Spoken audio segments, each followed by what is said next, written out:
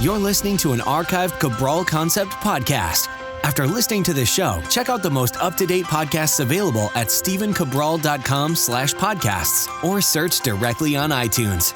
And now, welcome to the Cabral Concept, where board-certified naturopath and integrative health practitioner Dr. Stephen Cabral shares how he was diagnosed at the age of 17 with a life-altering illness and given no hope for recovery. It was only after studying and traveling all over the world did he discover how to combine ancient Ayurvedic healing practices with state-of-the-art naturopathic and functional medicine to fully rebalance the body and re-energize it with life. It's time to discover how to get well, lose weight, and finally feel alive again. And now, here's your host, Dr. Stephen Cabral. I'm Stephen Cabral, and I really am happy to have you with me here today. We've got a big weekend of Cabral house calls. Literally, we're going to go through about, 14 or so questions over the course of the weekend. I really did decide to take a lot of them this weekend. I'll tell you why. One, I wanted to catch back up. So really, after this week, going into next week, we're going to be good to go. Really, the only people who haven't had their question answered are anyone who's written in over the past, let's say, 10 days or so. So those are absolutely coming. And the other thing is, a lot of these questions really did excite me because I haven't answered them before on Cabral Concept podcasts. And the couple that I have, I'm going to make it fast and make it easy. I'm just going to link back to those previous shows because remember, the more, or I should say, not just the more house calls I do, the more Cabral Concepts I do, the more I could just link back to previous shows. And again, if you're able to, I know not everyone is able to, but if you're in the car commuting to work or you're kind of taking your dog for a walk, whatever it might be, try to pop on some of the previous ones. And I'll tell you why. Anything really after episode, let's say 100 or so, is going to be more relevant for what we're talking about today and how we build off of each one. I will always make it to let's call it a beginner to intermediate level every single podcast. I will not go advanced. I, of course, do advanced-based shows looking at advanced like single nucleotide polymorphisms and SNPs when we're talking about that with health practitioners and genetics. And, of course, I get advanced with private wellness-based clients. But that's not what this podcast is about. This podcast is about giving you things in real-world speak, trying to help real people in the real world and get them real results, which is why I try to end every show with some type of action plan that you can take to get the results that you want. But I'm telling you, every show, no matter whether you think it applies to your life or not, I bet that those 15 minutes, I really believe that, are going to help give you insight and clarity into other things that you're dealing with in your life. Even on a Training Thursday, you're not a big exercise person. I talk about how exercise and how the whole body works as one unit. So anyway, I'm basically just saying, if you get a chance, try to check out those previous back shows just by going to stephencabral.com/podcast. Okay, let's get into today's show. The first question today is from Susan. Susan is writing in, "Hi, Dr. Cabral. I'm a rabid fan and could probably spend most of this email heaping praise onto you, but I will get right to the point because I know how busy you are." Thank you, Susan, and do feel free to go on with the rabid praise. We appreciate that. She writes, "My daughter has food sensitivities, and we have been super diligent about removing the items we think are the cause. When we removed gluten, her eczema was better. When we removed dairy, her constipation improved. We don't feed our children a lot of processed foods, but the odd time when my daughter attends birthday parties and has a piece of cake, etc., her symptoms seem to explode. If she plays ringette, I believe that's how it's pronounced, her hands become raw. She has only had antibiotics twice in her life. She's 5. Once with steroid drops after cataract surgery. I'm in the process of getting your food sensitivities tested. Is there anything else you can recommend?" So here's the thing, Susan. If you haven't already run the test, I highly recommend, if you're able to, do it through our online store. Do it through stephencabral.com/store. And the reason is you're going to get me reviewing your lab, and you're also going to get my health coach and nutritionist and dietitian, well, not giving you the plan, but talking you through the results. So if you already did it with another doctor, that's totally fine as well. I just recommend the IgG-based test, and that's going to give you more of those longer-term-based issues. You're already doing such a fantastic job. You removed gluten, you removed dairy. Now, anyone who's dealing with skin issues, if you haven't removed gluten and dairy yet, you have to do that. It's just, that's a prerequisite. The next one would be eggs. So, Susan, if you haven't done eggs yet, that's the second most common food sensitivity. Actually, before gluten is eggs, believe it or not. I'm not saying eggs are a bad food. If you choose to eat eggs, they can contain choline and B vitamins and all sorts of good omegas. But if they're causing you more harm than good, then they're obviously not good for you. And everyone can test that. Again, second most common food sensitivity test I see in my practice from an IgG perspective, which means when you eat the eggs, you feel nothing. But a day or 2 days later, it can cause a flare-up. It can cause a reaction of inflammation, autoimmune response, anything. However, your body is predisposed to reacting to inflammation. So again, anybody can test food sensitivity testing. And again, I'm not going to point out exactly where to go to. Just go to stephencabral.com/store, click on wellness. You'll be able to find it. So here's the thing, Susan. You are on the right path. You're doing a great job. You've already understand how food really is the foundation. But what's happening is most likely your daughter is just teetering right on the brink of that inflammation, right on the brink of that immune response. And she has something called intestinal permeability or leaky gut. Most likely the flora, the good bacteria in her digestive system isn't balanced. And there is that intestinal permeability, which just might not have sealed up. Some kids, by 2 years old, 2.5 years old, that gut wall is actually supposed to seal up. Believe it or not, when we're born, it's permeable. We're supposed to have leaky gut as babies. And that's so that when our moms eat food and also their own immune cells, their own immunoglobulins, pass through their milk to the child who's now receiving the mother's milk and then getting that immune base, those immunoglobulins to help their own immune system and obviously nutrients as well that goes right through the gut wall into their own bloodstream. That's supposed to happen. But if that gut wall doesn't seal up enough, well, then we have this intestinal-based permeability. So we want to increase glutamine a little bit, increase zinc a little bit. We have to be a little gentler with children, of course. They're going to use maybe 1/4 of the dosage, but also with your daughter as well, a few things that are important that she could do. Again, if she doesn't have any sulfur-based issues, there's a lot that can go into this. Is she can start using things like just homemade bone broth, and that just comes from a chicken stock or whatever you prefer to use as well. That will help heal up the gut. And then my recommendation is the clean gut probiotic to start with, and then eventually the daily probiotic. So that's your start. That could absolutely give you a nice little boost in the right direction. Hopefully that does help. Just remember, and I'm going to be answering this a lot this weekend, that any of these skin-based issues, whether we're talking about eczema, psoriasis, that I'm going to mention on today's show and tomorrow's show, is really an outward appearance of an inward-based disorder. So always look towards the inside first, and in your daughter's case, the gut and the gut wall. Okay, Wendy's up next. Dr. Cabral, I'm a regular listener to your podcast and love the education I'm getting every day. I'm a certified holistic nutritionist in Wyoming. I eat 95% clean, no bread of any kind, no dairy, no processed foods. I exercise 6 times per week, but still about 15 pounds overweight and can't seem to break through the plateau. So also recognize I have a food addiction, eat sometimes when I'm not hungry, even though she eats very healthy foods, she overeats on those foods. Go through periods of being disciplined, but still only able to lose about 3 to 4 pounds at a time, and then plateau. Have you ever run across this scenario before? And what do you suggest to your patients to do about it? Thank you again for all the fabulous tips you give in your podcast.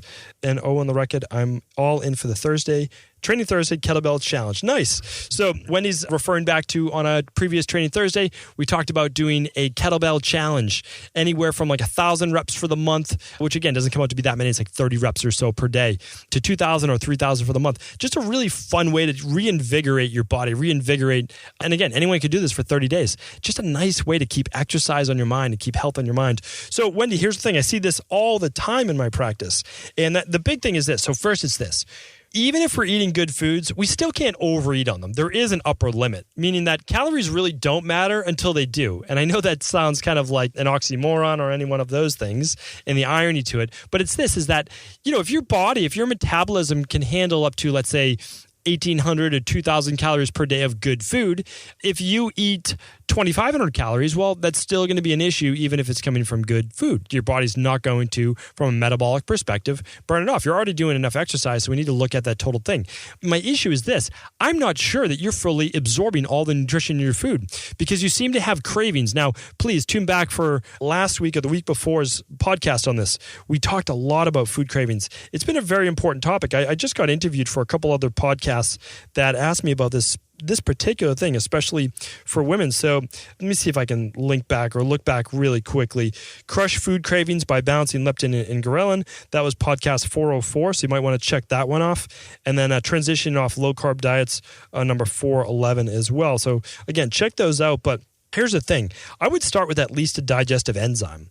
Take one digestive enzyme. You don't need to do it with your smoothies because they're already blended. They're broken down. But do it with your lunch and do it with your dinner. You'd be surprised if you're able to extract more nutrition from your food and your cells see more nutrition rather than just chewing it, eating it, but maybe not absorbing it. You might have less cravings. The other thing is what I would do is I would do a 21-day Dr. Ball detox, and I'm going to tell you why.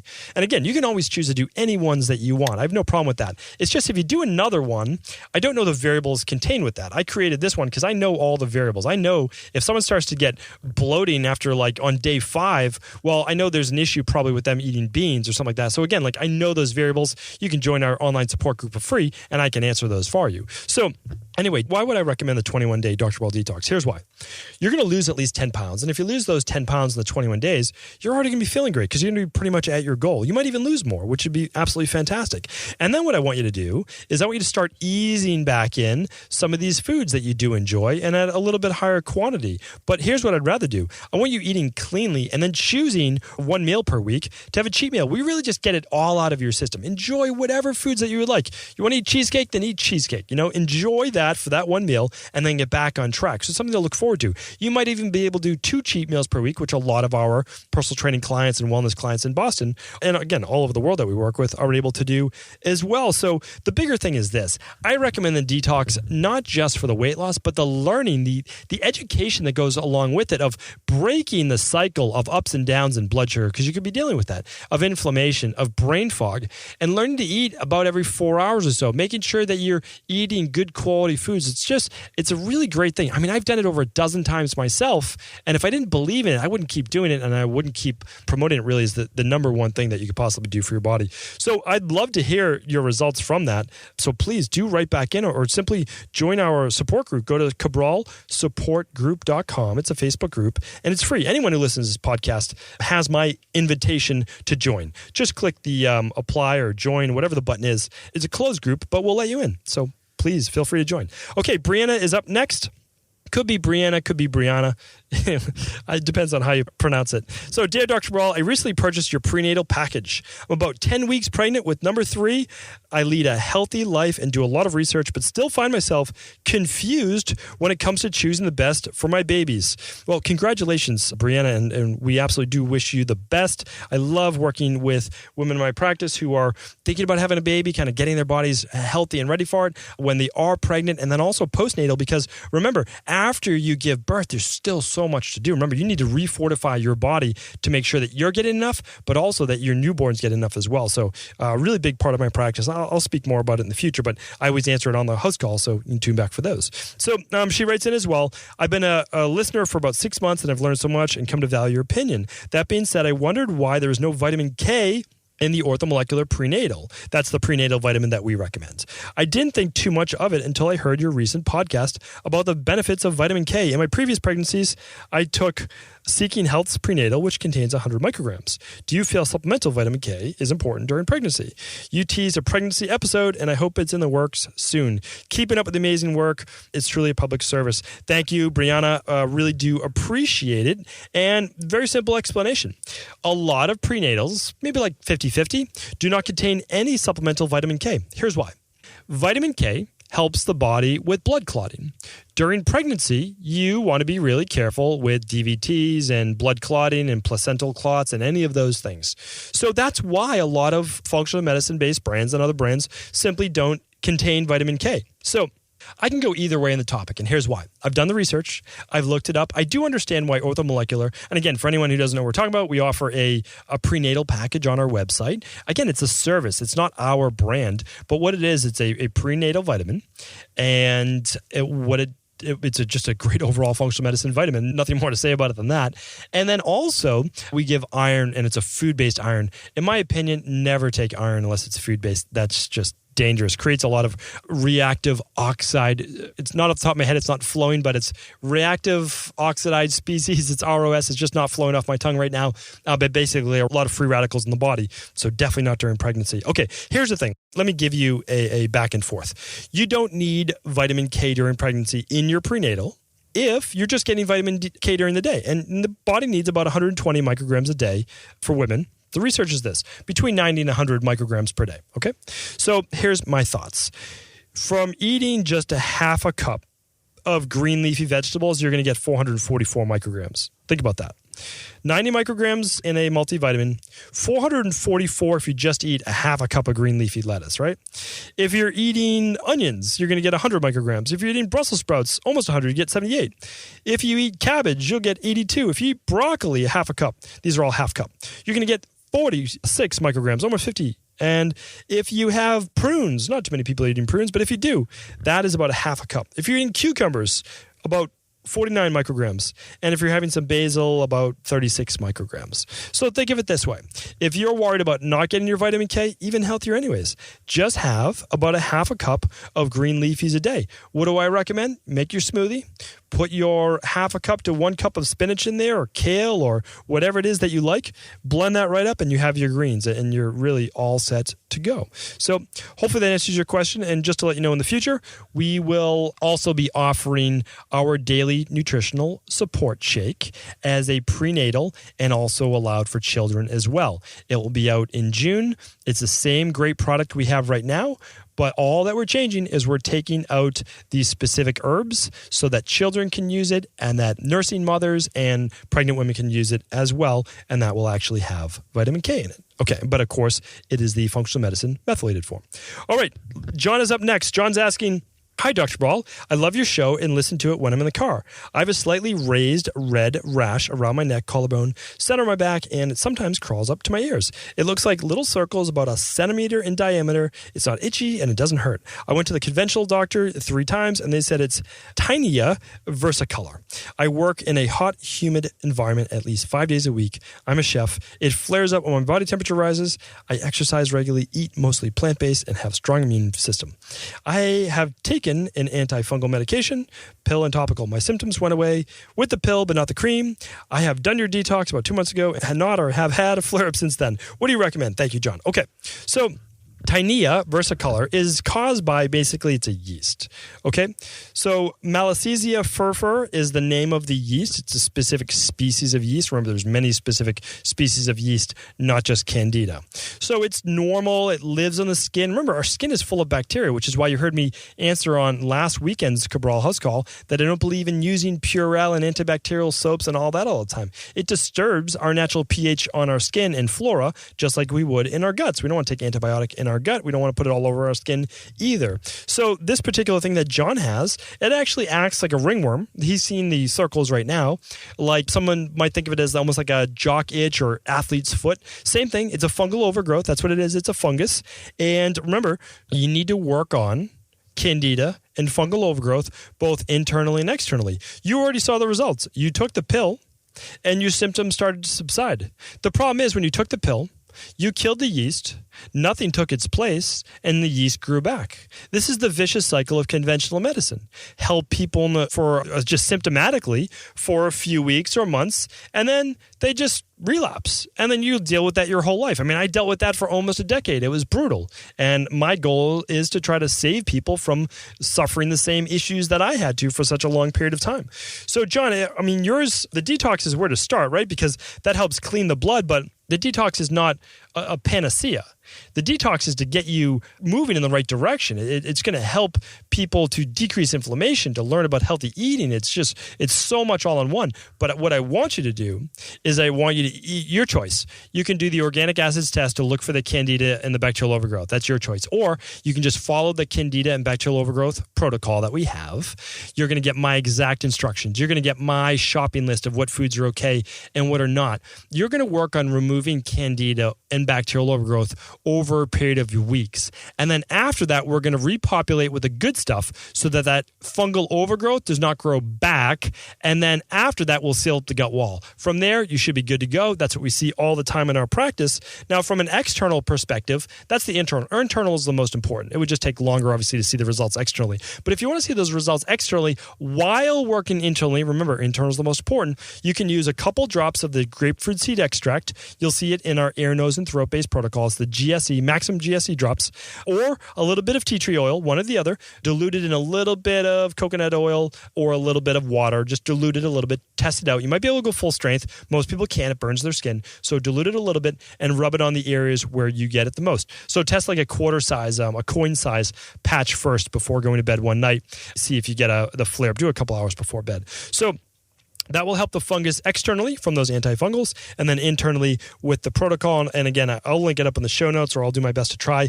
But just go to stevecabral.com/store, click under the supplements tab, and you will see my Candida protocol. I mean, I offer that at such an unbelievably low price. It is 9 products plus my protocol. I mean, it's the best deal because I know that so many people are dealing with this issue. We pay for shipping. It changes lives, and that's why I try to just do it at the best possible price. And for 9 products for that price, all functional medicine based, it's pretty good. So we're going to move right along. Tanya is up next. And Tanya, or Tania, it's Tania. It's not my fault that I can't pronounce names. At least I keep telling myself that. Hi, Dr. Cabral. I love all of your work so much. Thank you for sharing all you do. I always share your podcast with my friends and family. Thank you so much for doing that. I really do appreciate that. People ask me, like, how can I help you? Really, honestly, the best thing that you can do is you can just share this message with others. It's the best thing that you can do, and it makes me the happiest just to refer this work. Again, not even my work, just this work, natural health, with other people. I just deeply appreciate that. I have a question about my career path and would love your insight. I'm a classically trained chef, but have recently become extremely interested in health and wellness.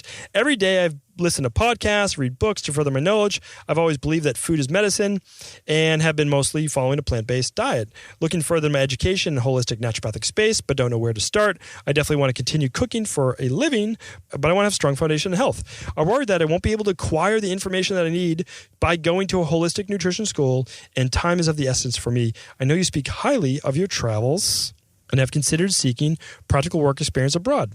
She reads my experience. I went to India, Sri Lanka, Europe, China, went kind of all over the world. And she just wrote, appreciate your advice. Thank you again for all you do. So here's the thing. I don't know if going back to school is right for everyone, because a lot of people can do great work without the certification. Meaning this, you're a classically trained chef. You are so much more advanced than I am in that area. I don't know, unless you're super passionate about what you do also as like a holistic practitioner, it doesn't necessarily make the most sense to me. And I'll tell you why. You think about how much you had to study, learn, practice, the hours that went into it. You know, the 10,000 hours that's required really minimum to be great at something. 10,000 hours of study and practice and just tripping up, making mistakes, all of those things to get great. My advice would be this. You could partner with another health practitioners or just keep learning like you're saying. But really, if you're looking at it from a business perspective, like how can you help people? I always think about, I think of business very simply. How can I help the greatest amount of people? Or how can I help people in a specific niche? Like that's how I think about it. I never think about it from a money perspective, only about how can I help people. If you do that, I think you'll always do fine. You'll be totally fine because you're providing a service that other people will hopefully get benefit from. So here's my advice, and hopefully this helps. And again, I do lots of mentoring for health practitioners, and I can go deep with them. But really, my initial advice to you is this. Specialize in one form, meaning like this. Get a good background in nutrition. Absolutely. Keep studying. Never stop studying. Remember, lifetime. Let's say you're 25 years old right now. Study for the next 50 years. You have 50 years to go. Keep studying. Keep improving. I'm going to do the same thing, right? So I'm going to keep practicing right now. Where I am right now, I have no doubt that I'll practice for at least another 35, 40 years. I really believe that. So 35, 40 years from now, when I'm still doing the Cabral concept and we're on episode, I don't even know how many that is, like 20,000. Actually, it's probably more than that. I can't do the math. But you see what I'm saying? You'll always continue to grow. For right now, master one thing. Be the low-carb chef, the autoimmune paleo chef. Be the gluten-free and dairy-free dessert chef. Maybe you're just the gluten-free, dairy-free cake chef. So we purchase our birthday cakes. My wife makes great birthday cakes. But we've also purchased birthday cakes from a specialist. She's not even a classically trained chef. She got into this because her kids couldn't eat gluten or dairy or eggs. She makes phenomenal cakes. Basically, we have a lot of people over. We probably have like maybe 30 people over or so for a birthday party for our kids. People love the cakes. They literally drool over how beautiful they are, how delicious they taste. No gluten, no dairy, no eggs. Amazing, amazing. So what I'm trying to say is this. You could be the Ayurvedic chef, the low FODMAP chef. There's already a low histamine chef. Like you could be any one of those things and excel and do great, and then you could expand from there. Post, all you have to do is this. I mean, people are doing it right now. Post your recipes. First, learn about something, master that niche, begin to post on Instagram, a social, and any different platform you like, and you'll find a following, and that's how you'll grow. You'll do great, no doubt about it. Okay, Maria's up next. Really quick one on this, just 2 quick ones to go. This next one is just going to be a link to a podcast. How does alopecia happen, and is there a cure besides Rogaine, which is not a cure? I was just going to say Rogaine is absolutely not a cure for alopecia because Rogaine has to do with male pattern baldness and other types of baldness, which are unrelated to actually alopecia since they deal more with dihydrotestosterone. So never really heard about it till it happened to me. Thank you, Dr. Cabral. Love your podcast. Okay, so here's the thing. On episode 87, it was way back. This is not my best work before 100, meaning that I just didn't have my voice yet. You know, that's what I talk about, even just with Tanya or Tania in our last one. You'll find your voice as you get going. You just kind of have to move. And so I was talking from like a more of a stiff perspective. I'd never done podcasts before. That was like my first, it was like my 3rd month doing podcasts or so. I think they're still worthwhile to listen to. The information is the same as I give you today. I haven't changed over the last year. So the information on alopecia is exactly the same. You're looking at a gut-based issue. You're looking typically at a fungal-based issue. And you're also looking at a leaky gut-based issue. So those things are moving in the bloodstream. But it's always triggered by an event. I talk about that. Every single person I've seen in my practice, hands down, 100% of the time, whether they can remember it or not, I've seen a triggering event. Please go back to stevencabral.com/Cabral-concept-087. I remember it's not as simple as how I did it afterwards, where it's just the show note that was back in the day. And again, but you can just go to stevencabral.com/podcast, right? And just scroll down the page to 87. You'll find all about alopecia right there. Okay. Daniel is up next and last. First and foremost, thank you for your podcast and the wonderful information you share herein.